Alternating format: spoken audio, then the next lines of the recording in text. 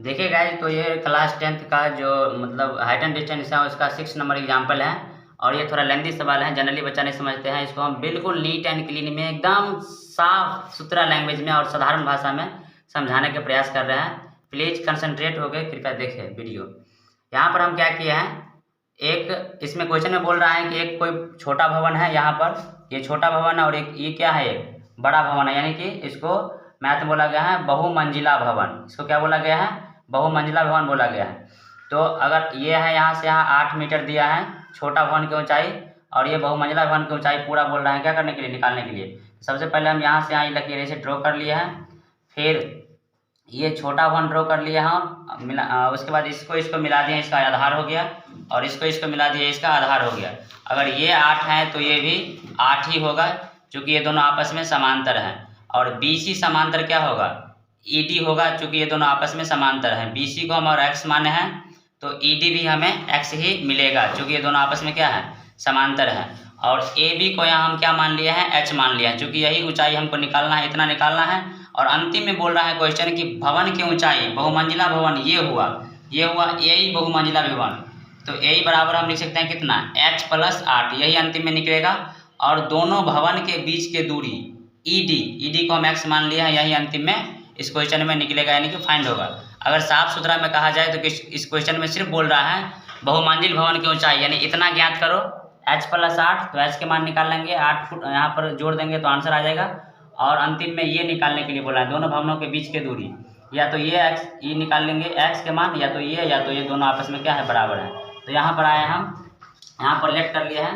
यहाँ पर हम क्या किए हैं, AB बराबर X, AB बराबर H मान लिए हैं। A बराबर क्या माना है, H, जो मानना है उसको हम लिख दिया है माना।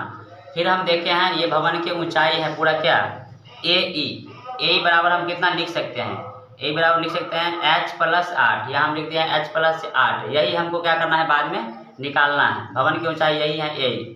फिर हम यहाँ पर BC बराबर ED बराबर X माने हैं। ये BC और ED दोनों आपस में समांतर हैं, और दोनों को हम क्या मान लिए हैं, X मान लिए हैं। तो दोनों आपस में कितना हो जाएगा, BC बराबर ED बराबर X माने हैं। अब हम एक बार लगा लेंगे त्रिभुज AB और C में tan 30 डिग्री। उसके बाद एक बार लगा लेंगे त्रिभुज AED में tan 45, और सवाल बन जाएगा। कुछ ना, थोड़ा कैलकुलेशन है, शांत से वीडियो पूरा वॉच कीजिए, आप समझ जाएंगे।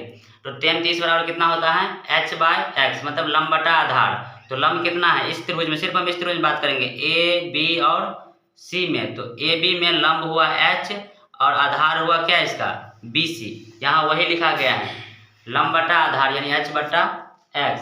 लंब का मान है, tan 30 का मान होता है 1/√3, पुट कर दिए हैं। फिर ये जस का तस रहा। उसके बाद क्रॉस मल्टीप्लाई, यानी कोना कोनी तिरछा गुना किया गया है। 1 के X से गुना किए हैं, X आया है, और √3 को H से गुना किया है, कितना आया है, √3 है। और इसको हम क्या मान लिए हैं, समीकरण फर्स्ट मान लिए हैं।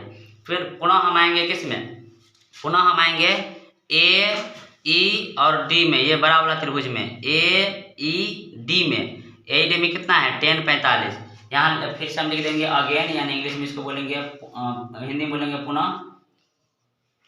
अगेन त्रिभुज AED में tan 45 बराबर लंब बटा आधार। लंब गौर कीजिए, पूरा लंब है ये लंब, यानी H + 8 लंब, और आधार क्या हो गया, X। तो लंब बटा आधार इतना हो गया। फिर tan 45 का मान कितना हो गया, 1।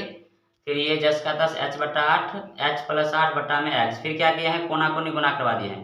1 के X से गुना करवा दिए हैं, X आया है, और 1 के H + 8 से गुना करेंगे तो उतना ही आएगा। इसको मान लिया है समीकरण सेकेंड। अब एक बात यहाँ समझने वाला बात है, समझिए आप। अगर मैथ का नियम बोलता है कि अगर LHS, यहाँ LHS और LHS दोनों आपस में क्या है, बराबर है, यानी बायां वाला भाग दोनों समीकरण में क्या देखते हैं, बराबर है, तो ऑटोमेटिक दायां वाला हाथ क्या हो जाएगा, बराबर हो जाएगा। यानी चूंकि LHS बराबर है दोनों आपस में, तो RHS क्या होगा, बराबर होगा। यानी √3H बराबर कितना लिखेंगे हम, H + 8। समीकरण फर्स्ट और सेकंड से √3H, यानी इसका RHS और इसका RHS आपस में क्या कर दिया है, बराबर कर दिया है। उसके बाद हम क्या किए हैं, इस H को इस तरफ ला लिए हैं। अगर मैथ का ये भी नियम है कि अगर ये मतलब RHS साइड है, LHS साइड है, इधर लाएंगे तो माइनस में हो जाएगा। इस H को इधर लाए हैं तो चिन्ह परिवर्तन हो गया माइनस में, बराबर में कितना आ गया, 8। फिर दोनों में हम H देख रहे हैं, दोनों में H देख रहे हैं तो H कॉमन आ सकता है। तो कॉमन H ले लिया है, तो यहाँ बचेगा √3, और यहाँ कितना बचेगा, 1। और वही चीज़ आ जाता है कॉमन तो 1 बच जाता है, बराबर में 8। अब हम देखते हैं कि गुना में है तो ये कहाँ जाएगा, आगे जाएंगे, अगर बराबर कुछ तरफ ले जाएंगे तो ये भाग में आएगा, यानी √3 - 1 यहाँ आ जाएगा भाग में h बराबर। तो यहाँ वही लिखे हैं h बराबर 8 × √3, h बराबर लिखे हैं 8 × √3 + 1, अब बट्टा में कितना आ गया, ये √3 - 1। उसके बाद हम क्या, यहाँ पर नियम होता है तो परमेकरण आ गया। यहाँ हम देखते हैं कि 8/√3 - 1 आ गया, इसी में तो आंसर आता नहीं है, इसको हम क्या कर दिए हैं, परमेकरण कर दिए हैं। परमेकरण का नियम बोलता है कि माइनस है तो कोई चीज़ को प्लस से ऊपर नीचा गुना भाग करवा देने का। तो यहाँ -√3 - 1 था तो यहाँ लिख दिया √3 + 1, यहाँ भी लिख दिया √3 + 1। अगर आप यहाँ समझिए, यहाँ पर a - b आ गया और a + b आ गया, तो a - b और a + b क्या होता है, a² - b², यानी √3 के स्क्वायर माइनस कितना के स्क्वायर, 1 के स्क्वायर। फिर यही सेम चीज़ यहाँ उतरा है, ऊपर वाला जस का तस रहा है 8 × √3 + 1, यहाँ स्क्वायर से रूट कट जाता है, स्क्वायर से क्या होता है, रूट कट जाता है। तो यहाँ क्या बच गया, 3 बच गया, और यहाँ 1 का स्क्वायर कितना हो गया, 1 हो गया। तो फिर 3 में से 1 गया कितना हो गया, 2। यहाँ से हम उसके बाद कहाँ आया है, यहाँ आए हैं जस्ट, ऊपर वाला जस का तस है 8 × √3 + 1, 3 में से 1 गया कितना, 2। ये 2 दुकान से कट गया 4 बार में, 2 4 जा 8, 4 बार में कट गया। तो 4 × √3 + 1, यहाँ मेरा फाइनल h निकल के आया है। आप इतना गौर कीजिए कि अभी तक मेरा बहुमंजिल भवन की ऊंचाई नहीं निकला है, लेकिन h निकल गया है। यही हम मतलब मुझे काम ही था, अगर h निकल गया उसमें 8 जोड़ देंगे तो पूरा बहुमंजिल भवन की क्या निकल जाएगा, हाइट निकल जाएगा। तो वही हम करेंगे, आप यही बराबर लिखेंगे h + 8, यहाँ लिखे हैं इसीलिए बहुमंजिल भवन की ऊंचाई, बहुमंजिल भवन पूरा यही है, यही को लिख सकते हैं h + 8, यही को क्या लिख सकते हैं, h + 8। यहाँ लिखा गया है यही बराबर h + 8। h के मान हमें फाइंड हो गया इतना, h बराबर निकला है कितना, 4 × √3 + 1, 4 × √3 + 1, और उसमें क्या सिर्फ 8 जोड़ दिए हैं, जो कि छोटा वाला भवन की ऊंचाई था। तो यहाँ पर ये जोड़ दिए हैं। फिर हम देख रहे हैं कि दोनों में 4 कॉमन आ रहा है, यहाँ भी 4 है और यहाँ भी 4 है, तो 4 कॉमन ले लिए। तो यहाँ जस के तस इतना बच गया, √3 + 1 जस के तस बच गया। आई 4 दूना 8 होता है, तो 4 दूना 8, यहाँ हम क्या दे दिए, 2 दे दिए। फिर 4 × ये √3 का √3, और दोनों एक जाति में आ गया, यानी 1 का +2 कितना आ गया, √3। यानी हमें बहुमंजिल भवन के फाइनल आंसर कितना आ गया, 4 × √3 + 3 मीटर, ये बहुमंजिल भवन की ऊंचाई निकल गया। अब बोल रहा है हमें ईडी निकालने के लिए, ईडी मतलब दोनों भवनों के बीच की दूरी, मतलब एक्स निकालने के लिए बोल रहा है।